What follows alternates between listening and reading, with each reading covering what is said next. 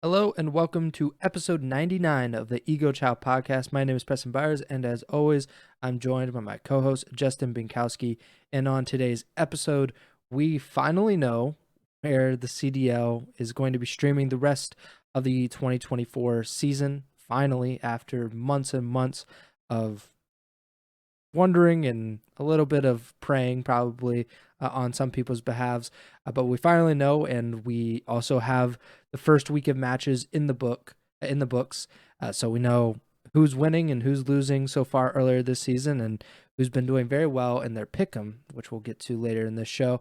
And we got some other stuff and that we'll talk about before we get into our week 2 predictions for the CDL. But before we get to any of that, how are you doing, Bink? I'm doing all right. Like you said, match is actually back. So we're back in the regular routine of having, matches to recap and then more matches to predict and preview, all that good stuff. So enough yapping for me. We can hop right in. The biggest thing was before we even got into the matches, because we were getting into the first week. Last week we had our episode on Tuesday. We had not known publicly what was going to happen regarding the CDL and where it was going to be streaming this season. There are a lot of indications that it was going to be YouTube exclusively, which would revert back to what we had for the first 3 seasons of the CDL before the 4th season, which allowed co-streaming on both Twitch and YouTube, which was the much preferred option in a lot of people's minds, because you had the option of going to either YouTube or Twitch, and there was no exclusivity. And that seemed to help for viewership and a lot of community engagement. Of course, we can't really have nice things in the COD community. That's not allowed here. So for season 5, the 5th year of the CDL, the Call of Duty League announced that it is going to be exclusive to YouTube. They announced that on Thursday morning, a day before the season began on Friday. Obviously, like, we've kind of hinted at this, and we've thought, this is probably going to be the case regardless, but with it being confirmed, and now that you've seen a few days of people giving their hot takes and their opinions on this, now that it's official, what are your kind of like final thoughts on the CDL announcing that YouTube was going to be the home of the CDL rather than Twitch or a combination of the two? Yeah, it kind of just seemed like an inevitability at this point, and the fact that it took so long to announce it was kind of ridiculous. But um, I've said before on the podcast that I actually don't mind watching on YouTube. I really like the ability to rewind the matches live, especially in my situation where I like to, mark down the scores and do scores and standings, that sort of thing.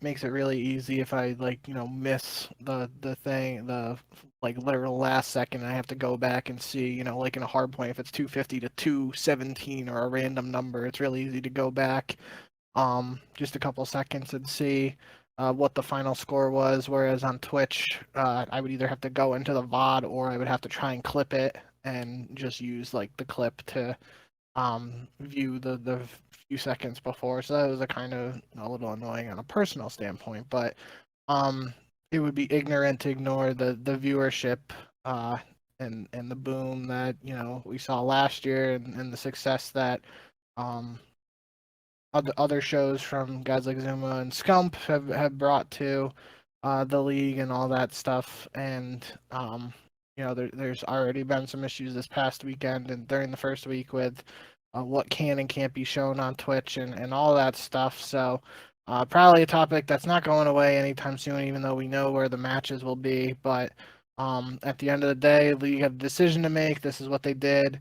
Hopefully, for their sake, it brings in some decent change that lets the league continue to run. But with everything going on in the background of rumors and murmurings of this potentially being the final season and all that stuff, it could just be they cut a deal and they get that money and bounce after that. So who really knows? But all we know for now is we're gonna be watching the CDL. If you're watching it, it's gonna be on YouTube. Yeah, that would be what I would imagine is the case, is that, maybe, of course, they had to have some kind of deal to become exclusive to YouTube. Like, they're probably not doing it for free, but what the extent of that deal is, we don't really know, and I would imagine that it's just kind of like one last revenue stream, you know, for this season and potentially for the CDL in general. That would be at least my take on it. But like you mentioned, there were issues from the get-go. The day after the season opener, ZooMaa and Scump both said that they were having, you know, I don't want to say threats necessarily, but there were a lot of discussions about what they could actually be broadcasting on Twitch, as they're both Twitch partners. You know, they did have these like co-streams on YouTube and on Twitch, but essentially what the difference was, on YouTube they could show gameplay, on Twitch they could not. So nothing could be shown in terms of matches on Twitch. So I believe ZooMaa was doing like a full face cam on his Twitch stream, whereas on YouTube, you know, he had his face cam, but he also had the gameplay of the ongoing CDL matches. You know, now I think just in general, they're saying that they are not allowed, even in VODs, to talk over or kind of break down the footage or any gameplay, which is a very questionable decision by Activision, in my opinion, because I think it would be quite difficult to enforce if it is in a fair use kind of light, because if they are actually breaking down gameplay and they're giving feedback and actually explaining things to the viewer rather than just like talking with each other and letting gameplay run, I could see at that point how Activision could step in and say, hey, you can't do that. And as a game publisher, they have like a lot of rights in terms of what they can and, you know, or what they can allow and what they can allow, I guess. You know, there have been a lot of times where games can actually, they could stop you from streaming games. Game publishers can on Twitch or YouTube. It's more just like they allow you to do it because that's actually in their benefit. And I would imagine that it's actually in their benefit in this case, but Activision hasn't always done things that you would think are logical, at least in my opinion. But it was also reflected in the viewership that from week 1 of the 2023 season and the week 1 viewership of the 2024 season, there was quite a bit of drop off.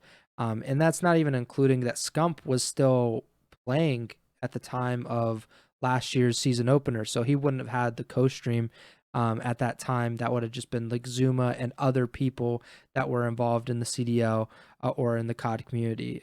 You know, the peak viewership was nearly 185,000 last year for the first for the top match last year, and then it was about 107,000 for this one. So kind of just like wrapping all of that up, like what are you thinking in terms of, you know, Activision's stance about you know, reported stance, I guess, or alleged stance, because they haven't publicly said any of this. This is all through, you know, Scump or Ben or ZooMaa regarding, you know, what Activision is seemingly accepting from these content creators. But what do you think about all of that, where they're, you know, blocking people from putting gameplay on Twitch? You know, that seems like a very odd decision. What do you think? Yeah, for starters, just before we move on too quickly, the viewership comparison between last year and this year was never going to be close.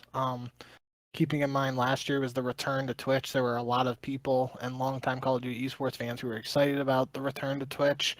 So that's like kind of a very difficult comparison. There was no world where a YouTube return this year would be close to the return to Twitch last year. But to answer your question on the flank, ZooMaa, all that situation, the only thing that really makes sense to me is it must be part of like, you know, the legal deal or something for the exclusivity. And you know, it could be something on the YouTube side where like YouTube potentially doesn't want the gameplay being showed on Twitch because like they are paying money to Activision to have, you know, it exclusively on the platform. That would make the most sense to me, and if there's probably no way we ever find out if that's true or not, so it's really speculation. But at the end of the day, like the especially with guys like ZooMaa and Scump, like the viewership they drive for the league and the position it's in, and all the rumblings and rumors, however you want to phrase it, um, for the league to potentially do something to undoubtedly its two most popular content creators and co-streamers, which drive massive viewership to their product. If for them to make a decision that could potentially hinder that and lower the viewership they bring in, or in a worst case scenario, drive them away to not want to do what they're doing content wise, that would only hurt the league further. It would hurt YouTube in a sense too, because then they're not having as many eyes on the games and potentially, on ads, all that. So, um, yeah, it's a weird situation, and I'm not gonna sit here and pretend to be an expert on fair use and all that stuff, but I feel like you said, yeah, if for whatever reason this ever went to court or something like that, I feel like if you're showing, if like you and me were just talking with gameplay in the background, yeah, I can see why somebody might get mad at that. But if you got like laser pointers and drastic examples, drawing on the prompters and stuff like they do sometimes in NFL games and stuff, like where you're actually breaking down what's playing, you can pull up the mini map and show, oh, this guy went this way and this guy held down this one, yada yada. Like I would find it very difficult to see how that would be against any rules, but we don't know the wording of any deals or what exactly is going on behind the scenes. So that's what, at the end of the day, we're just gonna have to wait and see how it all plays out. But no matter what, I do hope, especially just due to the success of Scump and ZooMaa's shows and co-streams and all that, I hope they are able to come to some sort of agreement with the league, YouTube, whoever it may be, to be able to continue to do what they have done in a productive way for all parties involved. Before we move on to another subject, the last thing I want to say was a big issue that I have with this whole situation, and it's been brought up by ZooMaa and Scump, I believe. The CDL had so much time to iron out these issues in the offseason. This did not need to happen while the first weekend of the CDL was going on. If Activision had decided that they were going to go with YouTube, or the owners of the CDL franchises, they decided, we're going to take this exclusive YouTube deal and we're going to change the co-streaming rules for everybody, but most especially that will pertain to someone like ZooMaa or someone like Scump and Methods, or the very top streamers that would co-stream a CDL weekend. If they knew ahead of time, they should have told these guys. They should have said, hey, we know that this is probably not going to be in your best interest. We understand that, but let's work together. Let's figure out a happy medium, or lay out very clearly, hey, because of this deal, you can do this, but you cannot do this. And let's just be very honest about what each other, or what we can really get out of this. But they didn't do that. Apparently they waited until the first weekend, and they sprung the announcement on just the community as a whole that it wasn't something that people knew about. It's been pretty much the CDL's kind of MO for the entire season and for multiple years, that there's no planning, there's no thought ahead of what's actually coming down the pipeline. There's so little transparency that it's ridiculous. I understand that they're in a tough position, and that's why I don't call out Daniel Say like some of these other people, because I know, like, at the end of the day, he's just doing his job. Like, he is a little cog in the big machine that is Activision and now Microsoft. I don't think he's like Roger Goodell or anything. Like, he has like all this power he can wield, and he can do this and that. Like, he could just decide one day, like, I'm going to announce that we're going to YouTube. I don't think he can actually do that. Like, I'm sure if he did that, he'd be fired. Like, there would be like little to no hesitation on Activision's part, in my opinion, that like anybody in that position cannot do anything by themselves. They have to go through so many layers of management and executives and everybody above them has to make that decision, and then they could finally announce it.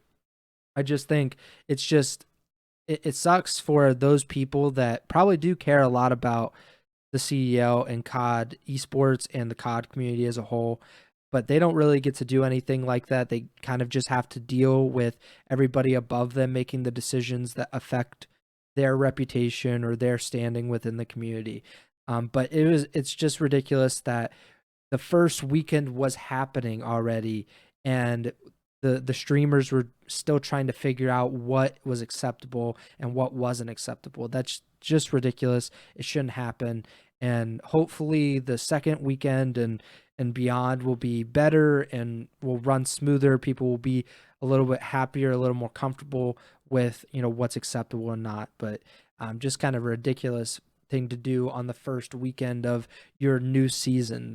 That just would never happen in a lot of different sports. But yeah, let's move on to another topic. So we got through the CDL YouTube stuff, but we actually did have some matches, which was very fun. That COD was finally back after 4 months or whatever since or more than that actually, because we stopped in June this year, which was real weird. We had that gigantic off season, and finally in December we picked back up with the 5th CDL season, and we had 11 matches this weekend to watch and discuss. So let's get into it. Let's start with Friday's matches. So we'll go in chronological order. If you've never watched or listened to the podcast before, every week that there are matches, we go over each match. We kind of run down some of the bigger points of the matches. If there isn't anything, some of the matches later in the year where they're two of the worst teams and it was a result that we expected, there wasn't a whole lot of interesting talking points, we might fly through those, but I'm sure we'll have quite a bit to talk about with most of these matches, since it's the first time we've seen every single roster, because every single team had made a roster change coming into the season. Some of these teams are completely different. We have different brands for some of these teams as well. So let's hop into it. Friday, December 8th, we had 3 matches, the first of which was Atlanta versus Boston. We talked about how Slasher was on the Atlanta phase last year, got released in favor of Draza, and ended up being on Boston with the Breach this season. And this was a really close match. It ended up being a 3-2 win for FaZe. Your thoughts on, I think people expected FaZe to win, but maybe not in a game 5.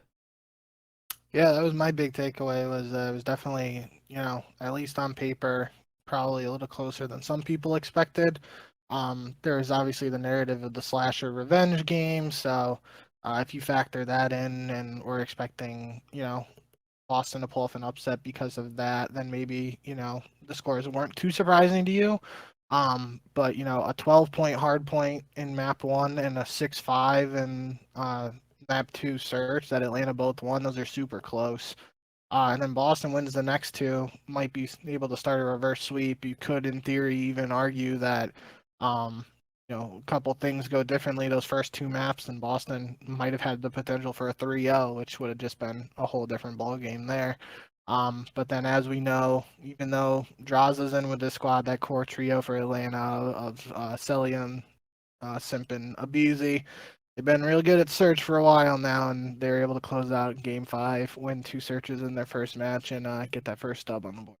Yeah, Simp really stood out here. He had 12 in the game 5 S&D, which incredible. But Abizi had 12 in the first S&D. Big Cap 13 in the with the L, but still a really good strong game. Simp 33 kills in map 1. He had 33 in map 3 as well. Just like a ridiculous showing from him. Snoopy also had 30 in the control. So really strong performance from both teams, really. Like I think you have to kind of give grace to a lot of these teams early on in the year, where they're trying to figure out what's going to work in an actual match, because we've only really had a few months, or not even a few months. We've had like a month of scrims at most, and this is online, so things are a little bit different. And I'm sure the pro matches, they're still trying to figure out things. But, like you mentioned, Boston was very close to winning this series. The most lopsided game of this series was Game 5, but Boston had a real chance to win any of the first four maps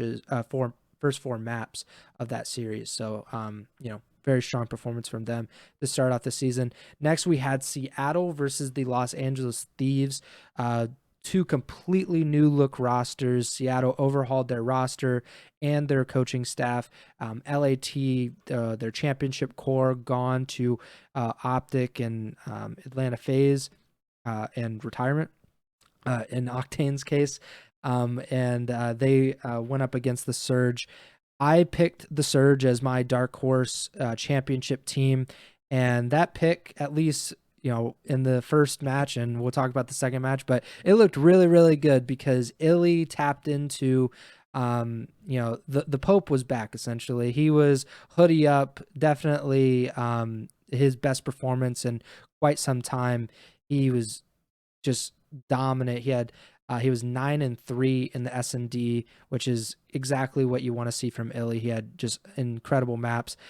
Was that your big takeaway as well? Was ILLEY's return and kind of his, resurgence a little bit? Absolutely. I mean, I thought, Abuza had a strong performance in his debut as well. But ILLEY most certainly stood out. And, I think the biggest thing here with Seattle is obviously it's early, but there were a lot of comments, concerns, criticisms about the lineup construction of Seattle. And I brought it up on one of the more recent podcasts. I can't remember if it's the last one, but the big question when the lineup was initially reported on or announced was who was going to be the second sub. And now we are in a meta here in MW3 where that doesn't really matter. And, the ARs are so dominant. You have Arcides, ILLEY, and Abuza all being able to run an AR with Hook being the lone sub. Like, not to say that, Seattle was fortunate that that's how it turned out, but, nobody controls what the meta is like at the bat. And that's how it worked out, and it definitely is paying dividends for Seattle early. If any, meta changes happen, then we'll have to see if Seattle's able to continue this success. But at least out of the gate, like that's definitely something that can't be ignored, and I think it's obviously a positive for Seattle that we don't even if the biggest question heading into the season was who's going to be Seattle's second sub, and we never have to get an answer to that question, it only benefits Seattle in the long run. So I was definitely happy to see ILLEY back, playing well, but just as a team, I think Seattle proved a lot of people wrong. It's still very early, so we got to pump the brakes. Not maybe you're on the Seattle is winning chance bandwagon after that week, but I don't know if everybody's ready to jump on that just quite yet. It's still early, but you can't go do better than winning your first couple matches when you only play a couple. So definitely heading in the right direction there in Seattle. Yeah, the meta discussion is probably the one to have that. The ARs are so much more dominant as a whole right now in the competitive meta. And when that changes, then I think that's when it really has to be like you discussed and looked at with the Surge and some of these other teams in particular, because we don't know when the meta will change or how it will change when it does in fact, differ. If the subs get buffed or the ARs get nerfed as a whole, then maybe there's a better discussion to have about, okay, like who's gonna take or who's gonna bite the bullet, who's gonna be that second sub, or if we ever got to a 3 sub 1 AR meta, like what does this roster look like at that point? I think that's going to be very interesting to watch as we progress through this season. Next, we had the final match of Friday. The defending world champions, the New York Subliners, taking on OPTIC Texas. This was by far the most interesting match of the day because I think these are definitively two of the top four rosters on paper, at least heading into the season. New York obviously winning the world championship and then replacing, I almost said Pristini, but that's another Preston, Priesta. They replaced him with Sib, who came from Seattle and who was an all-star 2 years ago, one of the more talented players in the league. And then Optic Texas swapped out Ghosty and Hook for Pred and Kenny. So Kenny, a former world champion. Pred, one of the very, very best players of the first two seasons of his CDL career with Seattle. And then you had, the Seattle boys fighting against each other. And this was a really, really fun series. Went down to Game 5, Round 11, and the New York Subliners ultimately prevailed, winning 6-5 on Terminal S&D to close out the series and get their first win of the season. Your thoughts on this kind of debut for Kenny and Pred and Sib? How do you think these two rosters looked against each other, considering, like I said, two of the four best teams heading into the season? All I gotta say off the rip is I can't remember what map it was in. For starters, I don't pay much attention to Twitch chat when I watch, the CDL on Twitch in the past or YouTube chat. But for whatever reason, when I was watching this, I want to say it was either after second map or during third map. And I almost screenshotted it, but I didn't because I didn't want to put a user on blast or anything unintentionally. But I saw one comment. I'm pretty sure it was during map 3, if not after map 2. And the comment in the YouTube chat was, Kenny's really got to get these boys on track or something like that. And I'm like, we are 2 maps into the season, or even if it was third map, we are literally in the first match of the season. And I was like, we got to pump the brakes here. Like, I in the past have had no issues with speaking negatively about Optic when other people might not necessarily agree on certain topics and on where Optic ranks and stuff like that, but we definitely got to pump the brakes in that regard. Like, this was a super close match, 2 S&Ds that went round 11, and it's again, although they made a roster change, New York is still the reigning world champion, so 3/4 of them defending champs, and 3/4 of the best team from last year when it was all said and done. So yeah, I mean, this was really as close as you can ask it, and obviously the hard points could have been 250, 249 too, but it was a really close series, and it is a tough draw for your first match for any new team, let alone Optic. But yeah, that was whenever I saw that comment, I was just mind blown, and I was like, yeah, this is. We've talked about the green wall in the past being, you ain't first, you last mentality, but that was just like I was like, whoa, this is crazy. So, that example just kind of illustrates my, one online match for all of these teams isn't going to dictate necessarily where they are at the end of the season or anything like that, but. Obviously for Optic fans, they definitely would have liked to start their season with a win. New York had other ideas. It was interesting for me. It's just because they were on the same team for their first 2 years in the league. Seeing Sib versus Pred for the first time was pretty cool. I mean, I guess it would be the next closest example would be if Simp and Abizi ever broke up. That first matchup between the two of them would be, that would be must-watch TV. It doesn't seem like that's happening anytime soon, but. And obviously they've been together longer than Sib and Pred were a duo, but nonetheless, yeah, this was definitely a very entertaining one and went down to the wire. So if we got to see a rematch between these two teams on land at Major 1, I definitely wouldn't complain. Yeah, I mean, like you said, this wasn't the blow it up bowl. It wasn't if one of these teams loses, like, all right, just terminate everybody on this roster. And Optic lost in round 11 of both of these searches. So, like, a very winnable series, all things considered, for Optic. And, you don't pull it out, but it's at the end of the day, like, it's fine. Like, it's one series. It's the first series of the year. There are a ton of online matches this season. Optic was very, very good in the online qualifiers last year, so I would assume that they're probably going to be pretty good in the qualifiers this year because they do have a stronger roster, in my opinion, than they did last season. So there's really no reason to panic, especially if you lose to the defending world champions in your first match of the season. Chill out, everybody. Chill out. But yeah, New York wins 3-2, get their first win of the season. And then we went to Saturday, December 9th. The first match, Carolina versus Miami.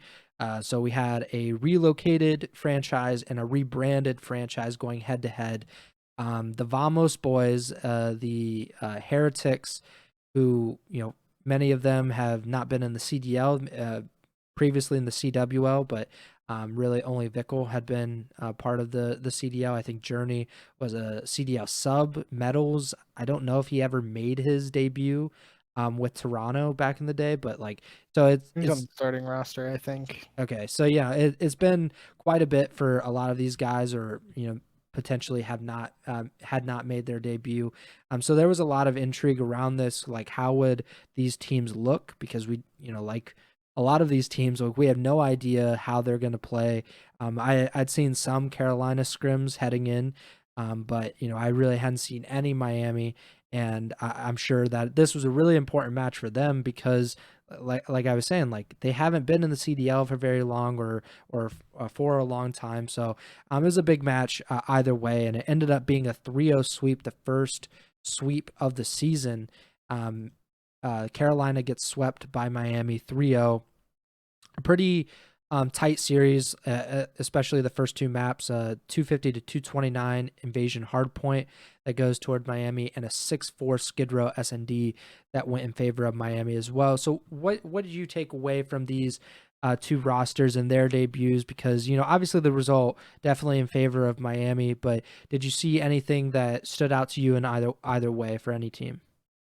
Yeah, I mean, my dark horse pick at Carolina definitely isn't looking as good after just the first week as your Seattle pick, but again, it's early. We got time. Yeah.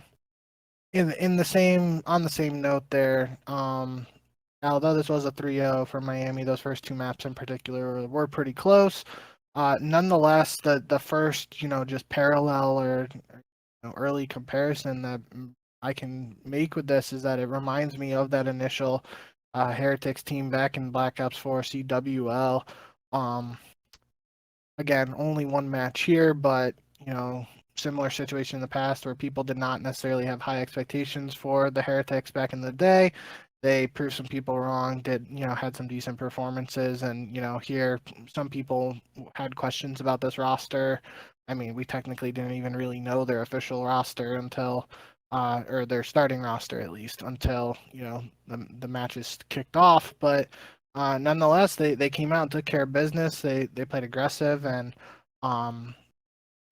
that's that comparison. They could be on the trajectory to to similar to past Heretics teams of proving people wrong early.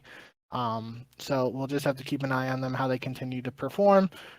Similarly, it's only one match, so and Carolina for other people wasn't necessarily one of the highest rated teams coming into the year. So we'll have to see how they do against some of the quote unquote contenders, but definitely, you can only play the teams put in front of you, and a 3-0 is a 3-0. So good job for the Vamos boys. I thought Gwyn played well throughout this weekend and had a strong debut here, but obviously just didn't get the W at the end of this series. So still looking forward to what this Carolina team is able to produce. And yeah, it was definitely an interesting match. Yeah, I don't know if it had any effect on the end result, but I think it's worth mentioning that Miami, this was their only match of the weekend, so they got to completely focus all of their efforts on this one opponent, whereas Carolina, they played Vegas as well on Sunday, so they're kind of, you have to kind of split time a little bit and look ahead just to be prepared for that second match as well. So I don't know if that had anything to do with it, but I thought at least I should mention it. The next match of the weekend, the Las Vegas Legion versus the Minnesota Rocker. Two new look rosters as well for here with Vegas completely overhauling their roster, aside from Standy, who returned after being picked up midseason. But of course, Standy, former Minnesota Rocker player, Attach, former Minnesota Rocker player, and then the Rocker coming with a new lineup as well. And this ended up being a 3-2 win for the Las Vegas Legion. So, I put a little faith in the Legion last week, and they repaid the favor.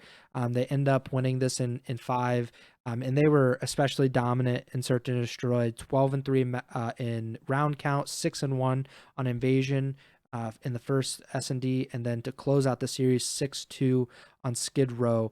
And this was also the Nero show. He completely dominated from like maps 2 through 4.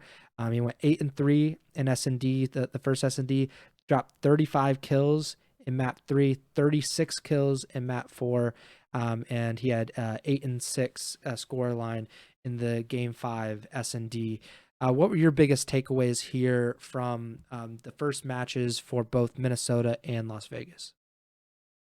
Yeah, I mean, the S&D stood out to me. 12-3 round count for Vegas is obviously, as somebody who cares about S&D as much as I do, it's something that's going to stick out no matter what. So that was the biggest takeaway for me. And there was some banter there at the end that originally the Rocker had tweeted like first W to start the CDL was the tweet.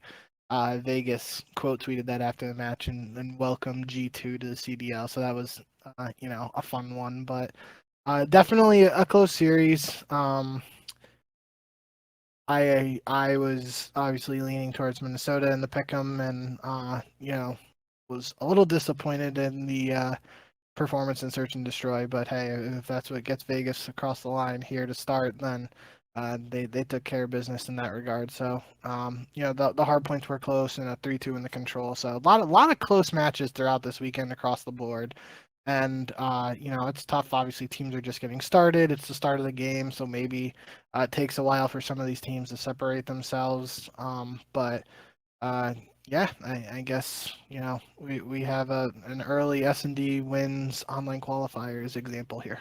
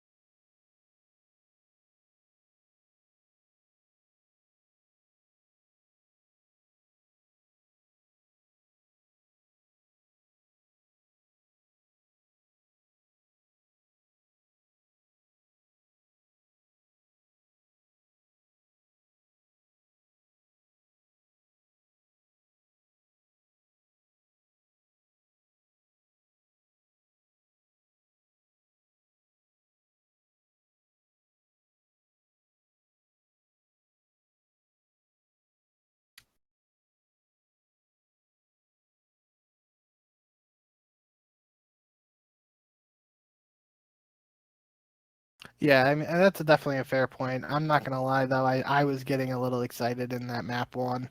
Um, Envoy in particular went 29 and 27, the most engagements and the most kills on Toronto in his debut.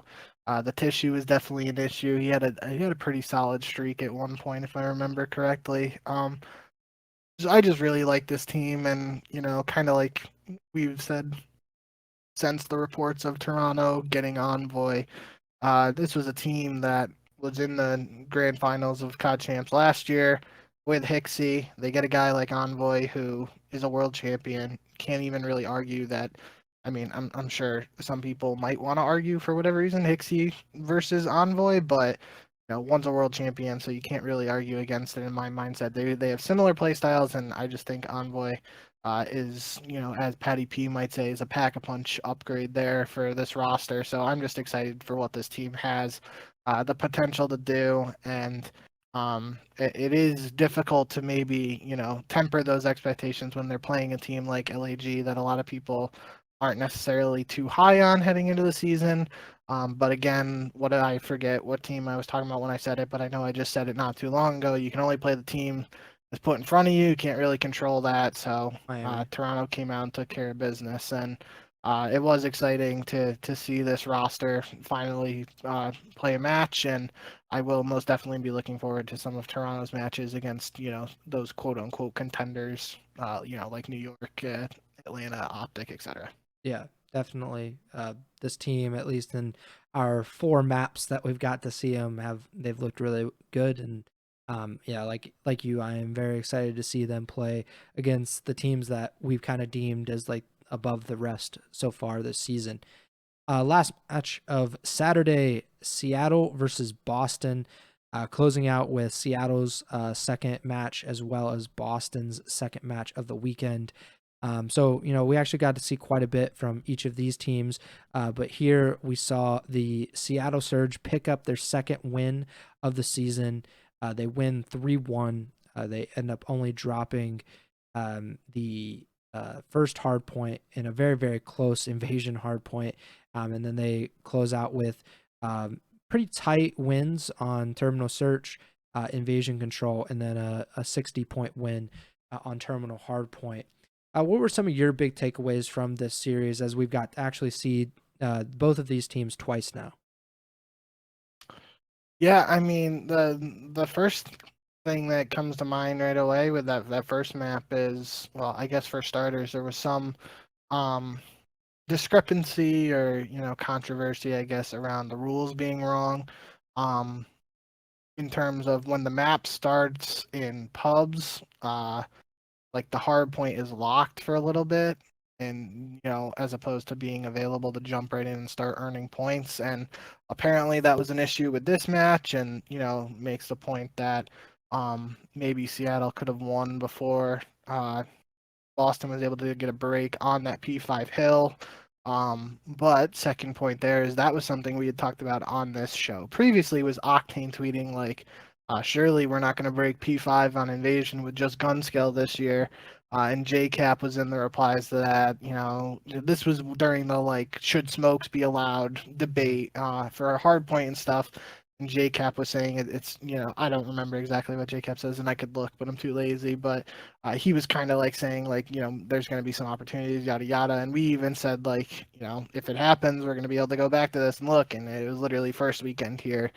We had an example of how it was able to be done. Not necessarily easy. There was one, I think it might have been ILLEY versus Snoopy or somebody on like the Tanks Water Street side, and got a really like close gunfight win on a hecklich there that kind of like allowed Boston to push up a little bit, and then they started picking up more kills from there that led to the eventual break.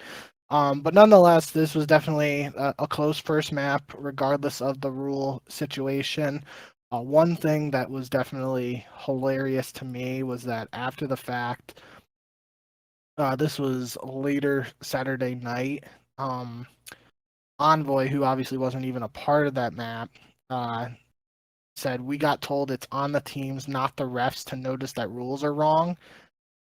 Which that's just ridiculous. Like if there was talk too that because the CDL rules weren't working on the current patch in MW3, that admins were setting up the rules manually. Like they need to make sure the rules are right. It can't be on the players to do that. And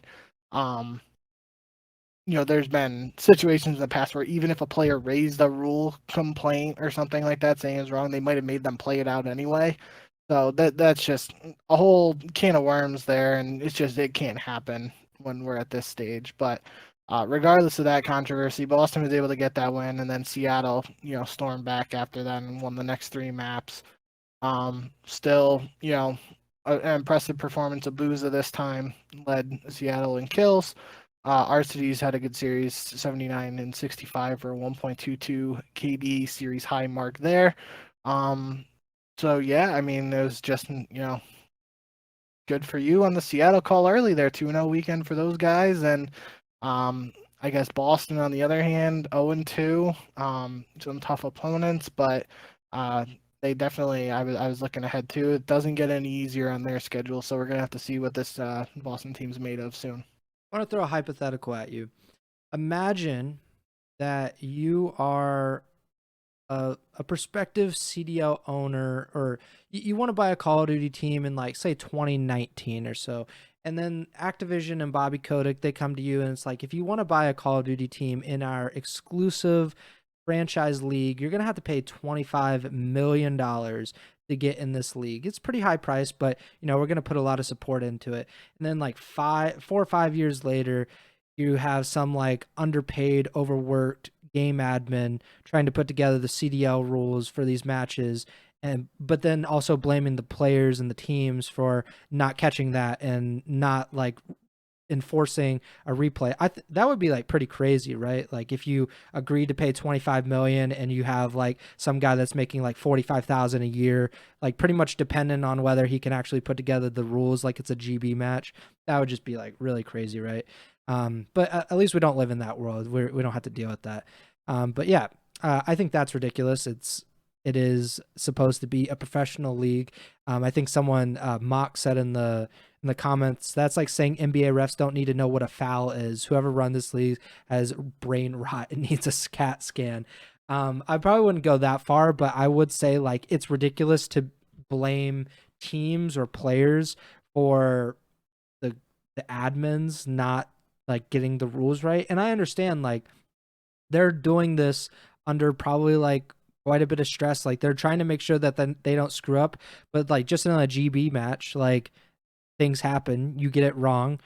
But if the league is actually involved in putting together the rules and setting up the lobby, then how in the world would that be acceptable for the players or teams to be, allegedly that's their problem? Like that doesn't make any sense. That should be an automatic replay no matter the result, even if it wasn't close.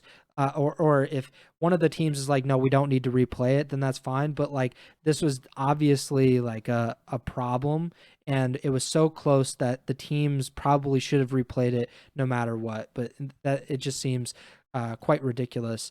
But I looked up that tweet that you were talking about with Octane and JCap.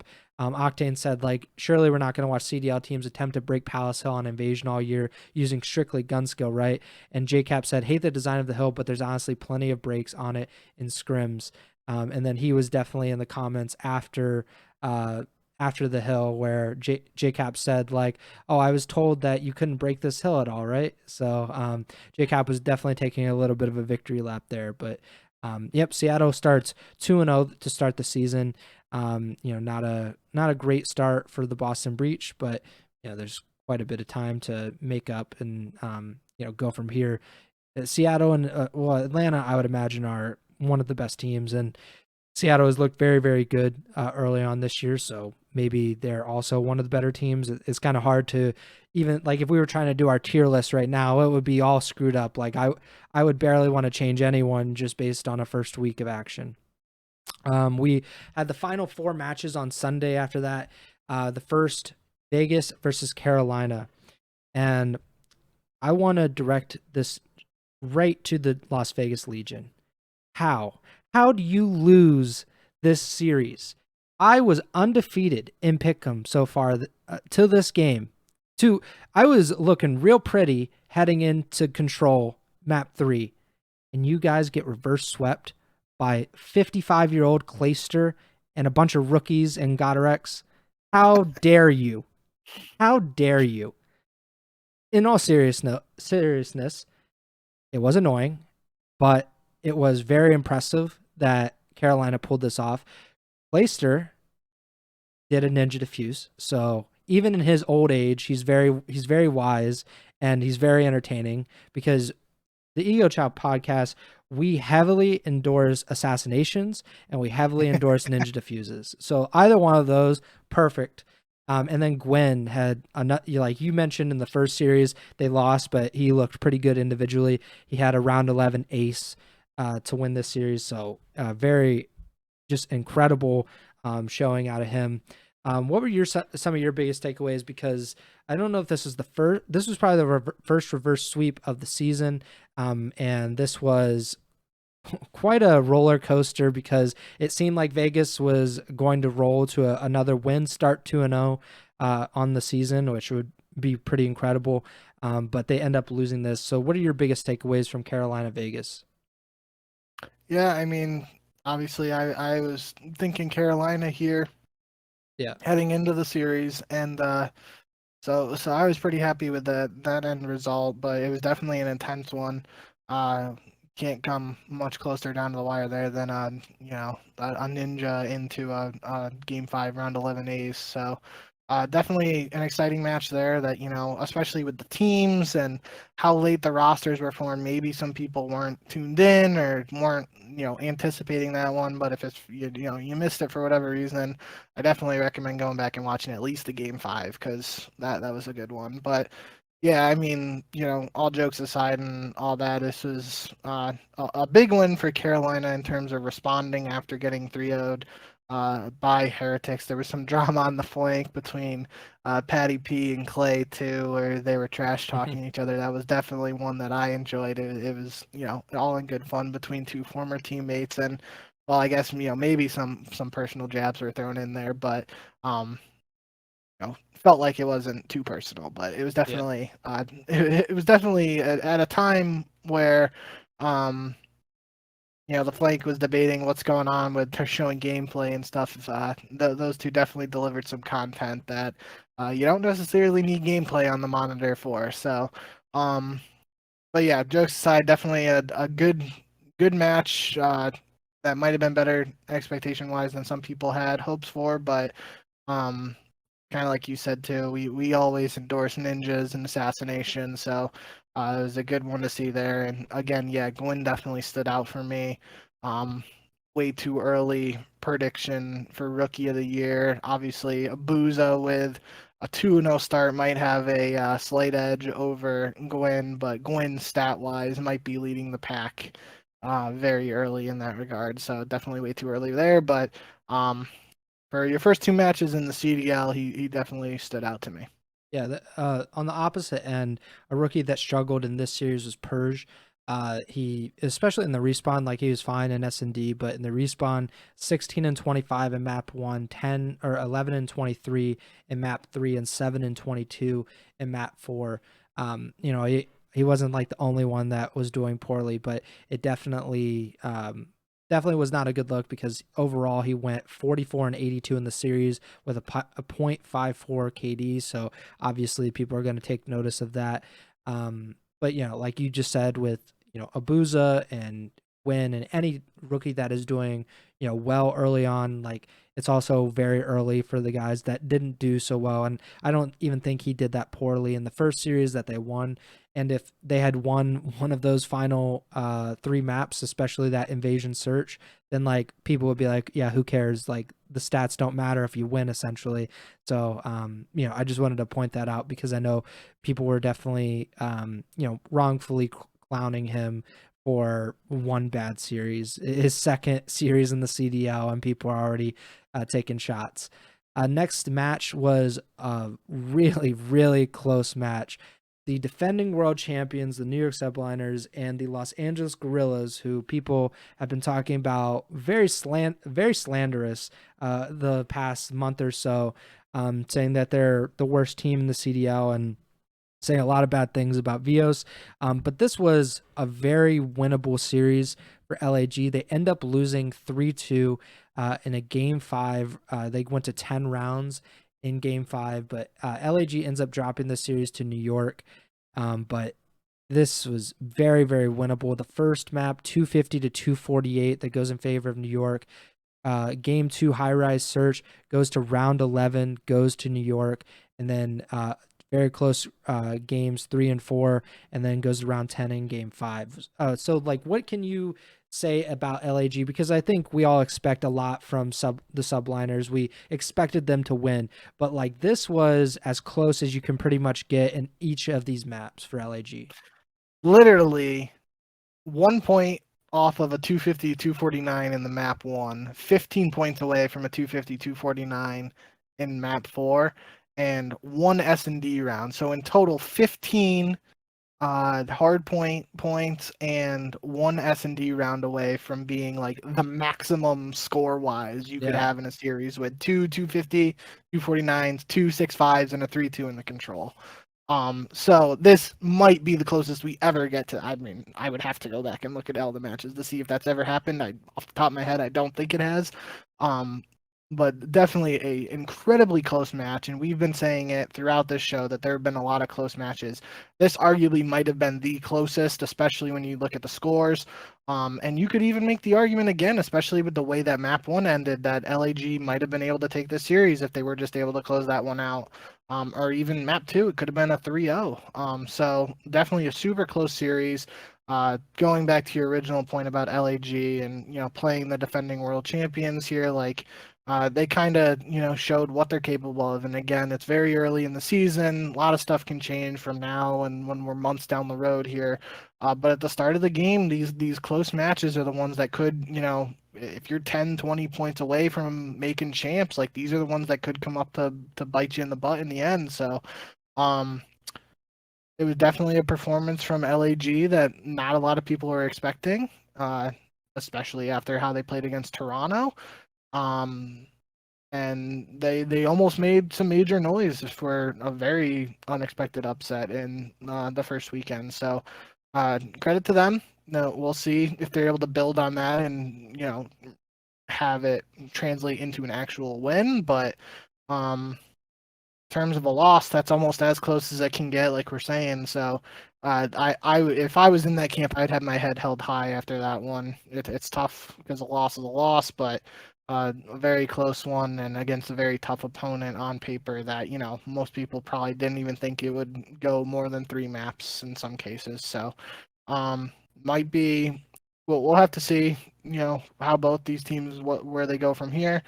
But still early days, and no red flags being thrown up or anything like that for either squad. We'll just have to see what happens next. Well, there was at least one red flag that popped up, and it was Skies in map 1 unequivocally snaking. Whether it was intentional or not is kind of up for debate, and he claims that he was kind of trying to crawl out, but it was definitely like LAG definitely got snaked in that, because Skies is laying down in the hill on Karachi, and he sees Assault, he gets shot by him, and he just starts snaking right then.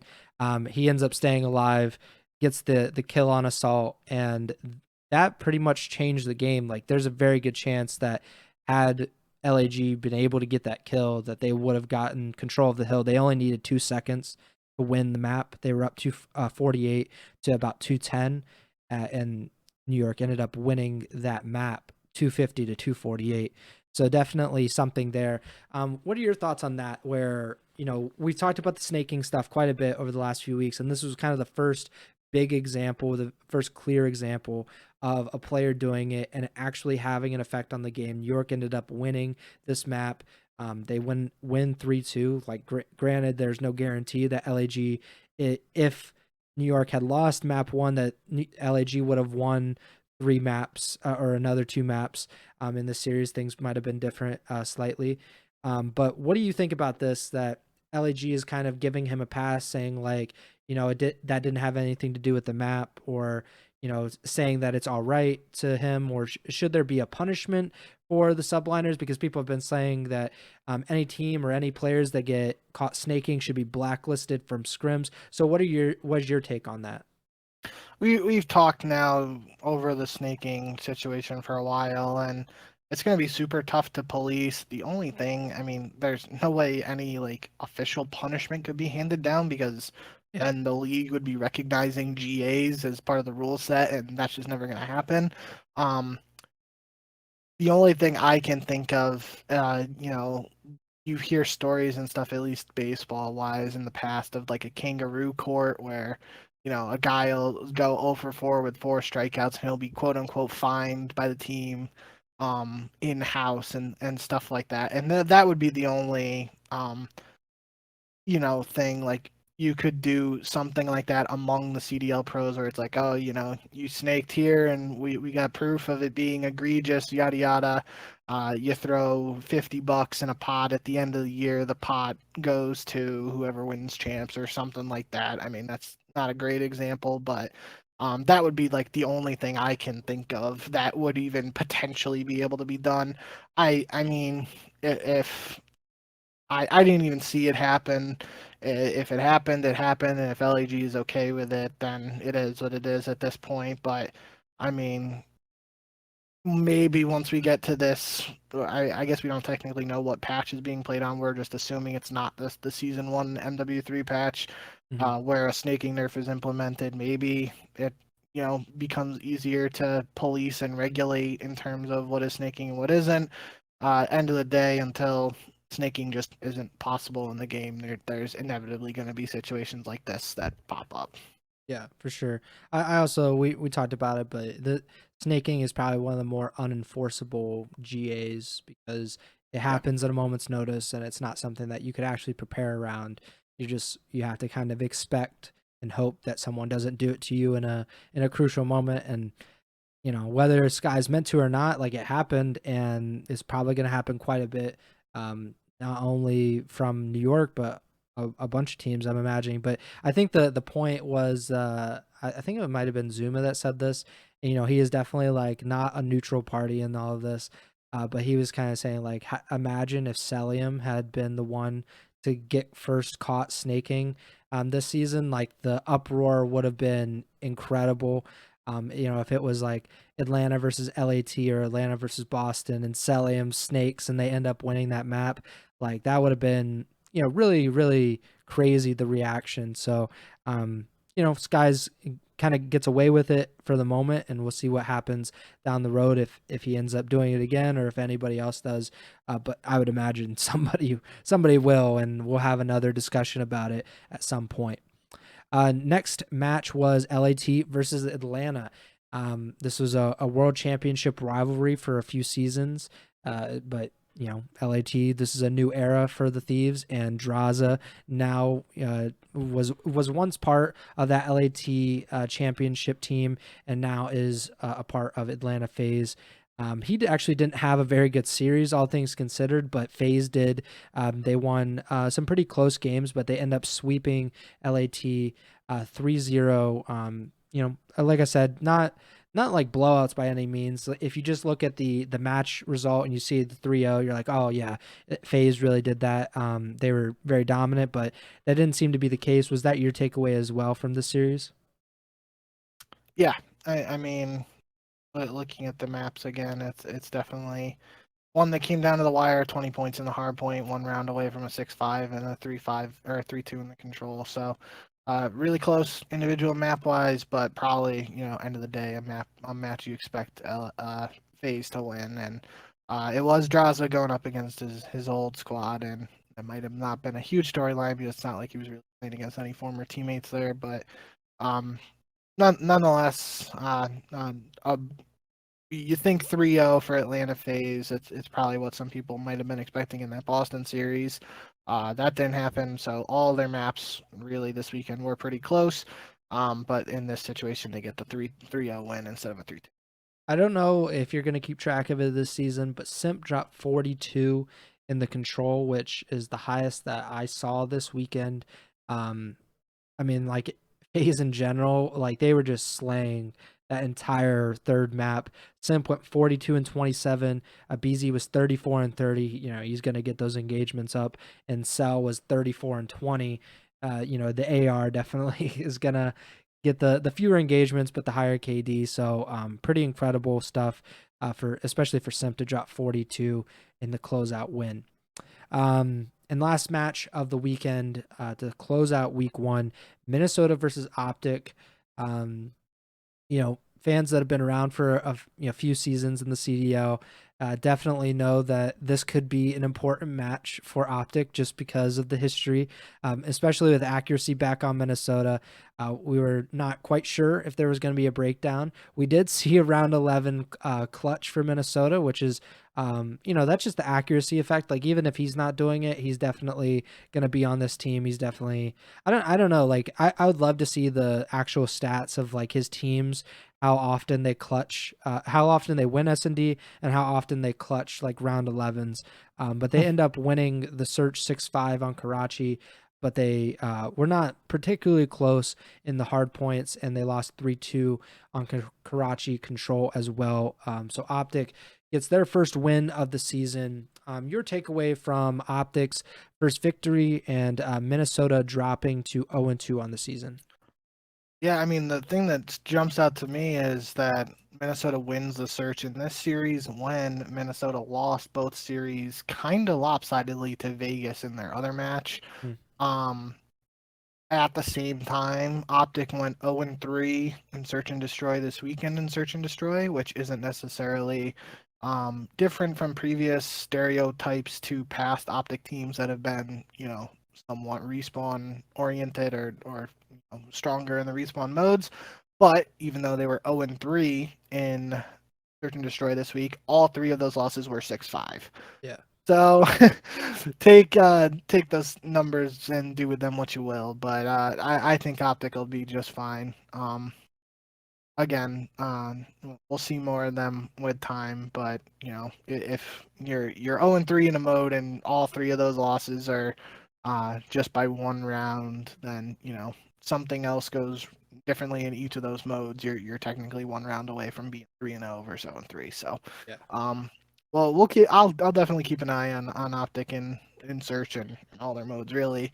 But that was the one thing that stood out to me. Definitely, strong performance in the hard points here. Both the 250-148 on Invasion, the 251-93, and hard point in Skid Row. And then I'm scrolling down to the New York match.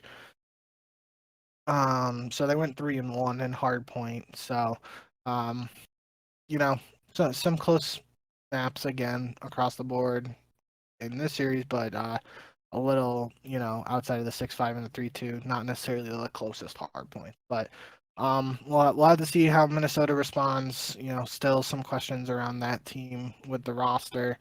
But yeah, I guess, especially that one OPTIC fan during the New York squad who said Kenny need to get the boys in shape. That they might not be as upset with this result that OPTIC got a win here.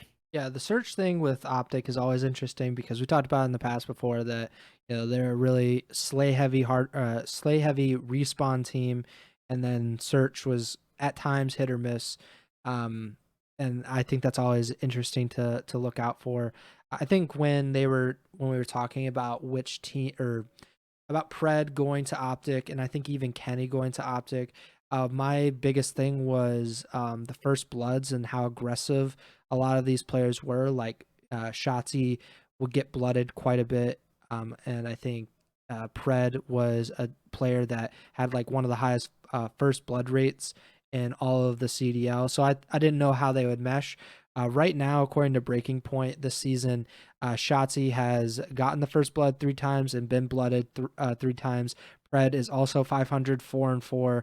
Kenny, he's gotten 3, he's been blooded 5, and Dashi, the slower AR player, you kind of expect him to get fewer first bloods either way. So he has the fewest first bloods so far with 2, and he's been blooded 3.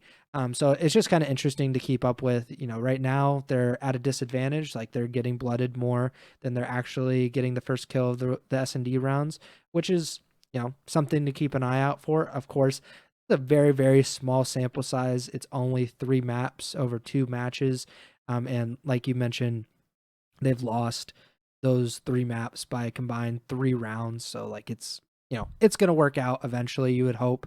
And you're going to get some luck on your side and some variance a little bit there, that they'll eventually, at least OPTIC fans hope, will be able to turn it around and win some of those round 11s. So that does it for the recaps for these matches. The pick'em so far, there were 11 matches this weekend. You went 7-4. I was only disappointed by the Las Vegas Legion, so I went 10-1, which was great. You went 4-0 on Sunday.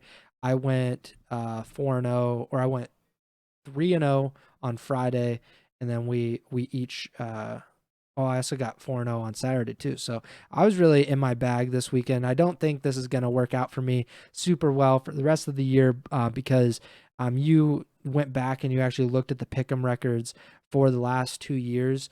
So last year you beat me by 3 matches, 136 and 94 versus my 133 and 97.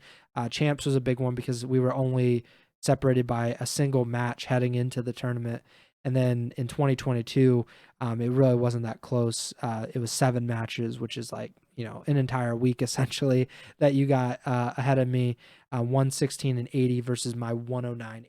So definitely something that I'm going to have to pick up. The late season, I kind of slow down a little bit, but I got to keep chugging along. And maybe if I just keep picking Seattle and kind of coin flipping on Vegas, maybe it'll work out for me.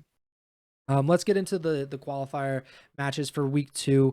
Another, I believe, 11 matches coming at. I actually think it's 10 this week, because there's 4 on Saturday, there's 3 on Friday, and 3 on Sunday. So let's get into these 10 matches and give our predictions. First, on Friday, December 15th, will be Miami versus Vegas. So 2 teams that both got wins in week 1, but Vegas did show a little bit of vulnerability in their loss. I'm gonna go with the Vegas Legion.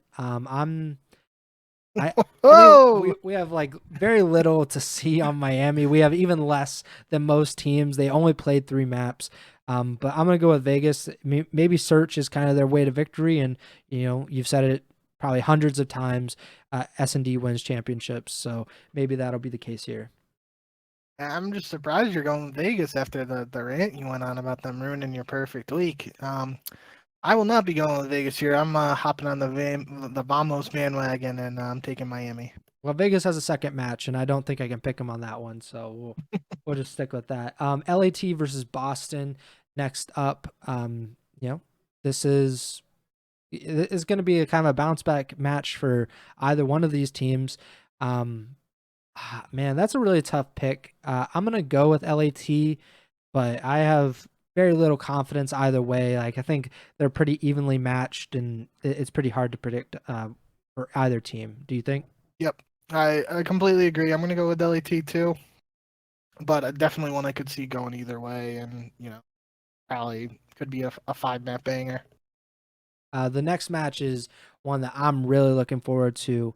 OPTIC versus Seattle. This, you would imagine, is an actual revenge game for ILLEY, because he was benched by them. He had his season pretty much ruined the year before when he got the injury, and he sat on the bench, obviously due to injury for quite a bit. But that's a really tough. Like, I think both these teams are pretty good.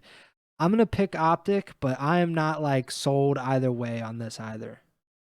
I'm going with the storylines. I'm taking Seattle. I think the timeline will be super entertaining if Seattle's able to pull this one off, and I'm going with that narrative. It also is a revenge game of sorts, I guess, for Preds. So this is first. No. It might be. I mean, they didn't allow him to go to OPTIC last year. Maybe he's still pissed off about that. We don't know. I guess, but there's nobody really involved there anymore. I don't even think, because Revan's not the GM. It's just the logo. He's just going to be screaming at the trident. He's going to be really upset. Saturday, December 16th, we have 4 matches. So Miami is kicking off the matches on that day as well. I'm assuming that they're doing this because they have, like, obviously they're mostly Spanish players. The earlier you do it in the day, the European audience might actually catch up for it. So Miami versus Minnesota. I'm going to go with Miami, but this is a pretty evenly matched, matchup as well. It's kind of can go either way. Yeah, I think that's a lot of these matches, especially early on, but we have very little to go off of for either of these. Yeah, I'm going with Miami too, vamos. Next match Vegas versus New York. This is not one that I think is a coin flip. So I'll go with You the sure? sub. I'm gonna go with the subliners. Ah, If Vegas pulls off the upset, then so be it. But I'm gonna go with the subliners. I'm just gonna say we did see what LAG did against New York in that last match, so I guess it might not be completely out of the realms of possibility, but I will also be taking New York. A really good matchup on Saturday, Atlanta versus Seattle. Depending on what actually happens in that Optic Surge match, this could be even more interesting because if Seattle were to beat Optic, and Optic has, at least for the last few seasons, been a thorn in Atlanta's side, they have not been able to consistently beat them. I think a lot of people will be jumping on the Surge bandwagon at that point. I'm going to go with FaZe, just, a tried and true pick. They have way more experience as, like, at least the trio do, than Seattle does as a team. So I'm going to go with the Atlanta FaZe. Yeah, it's well documented. My picking, tendencies when it comes to FaZe, and Yeah. I'm not going to break tradition here, so I'm going with FaZe. Definitely, though, Seattle, especially coming off a 2-0 week, having to play Optic in Atlanta, it's about as tough of a test as you can ask for to kind of, really get a better gauge of where this team is at. So I am excited for both of these matches, and we should have some more good stuff to talk about for Seattle next week or when we're back.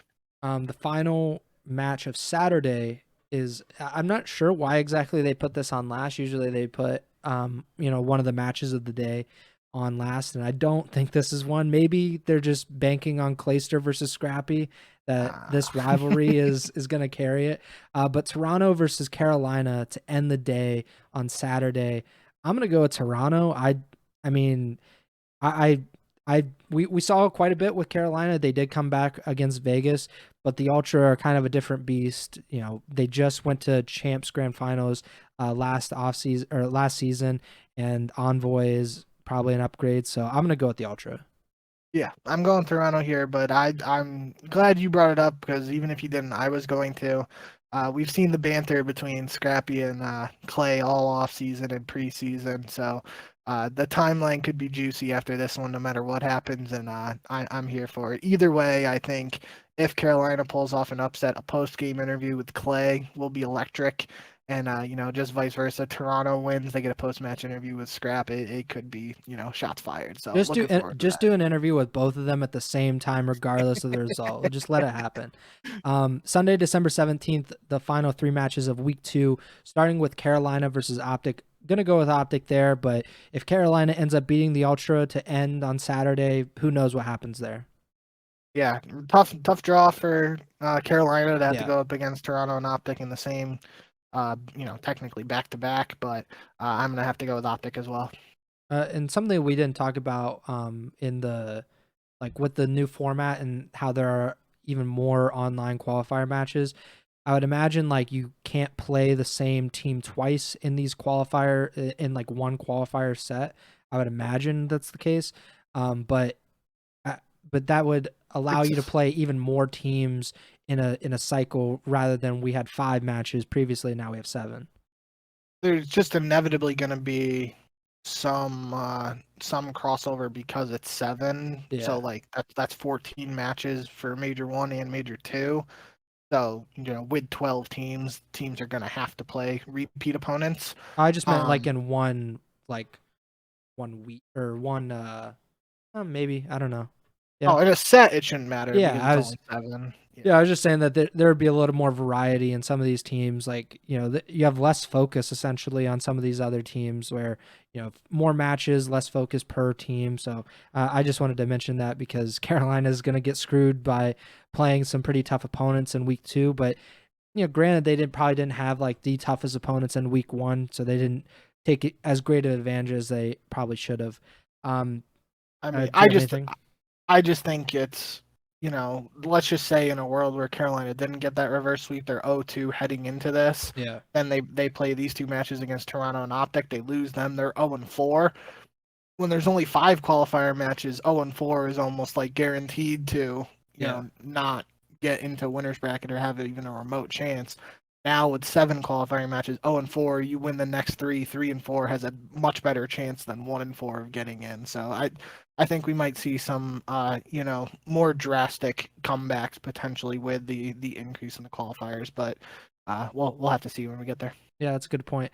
Next match is the Battle of Los Angeles, LAG versus LAT.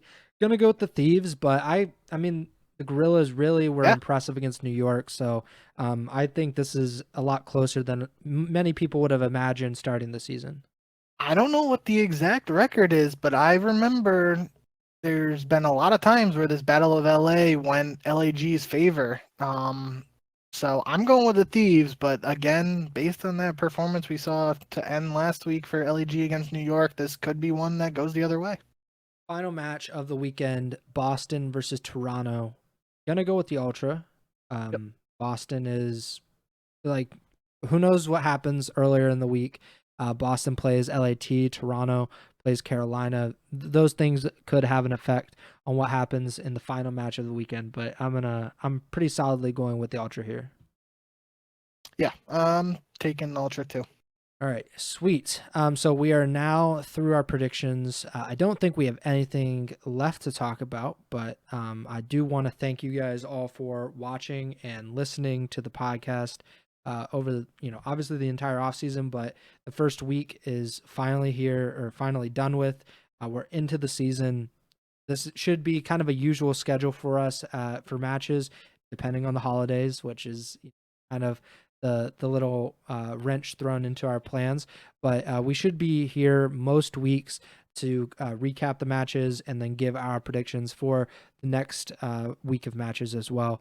But thank you guys for listening and watching. Make sure to give us a 5-star rating on Apple Podcasts, Spotify. We're on Google Podcast. Make sure to subscribe and like the videos on YouTube. Follow us on Twitter. He's at jbink with 2Ks. I'm at Pres Byers. And the podcast Twitter is at Ego Chall Podcast.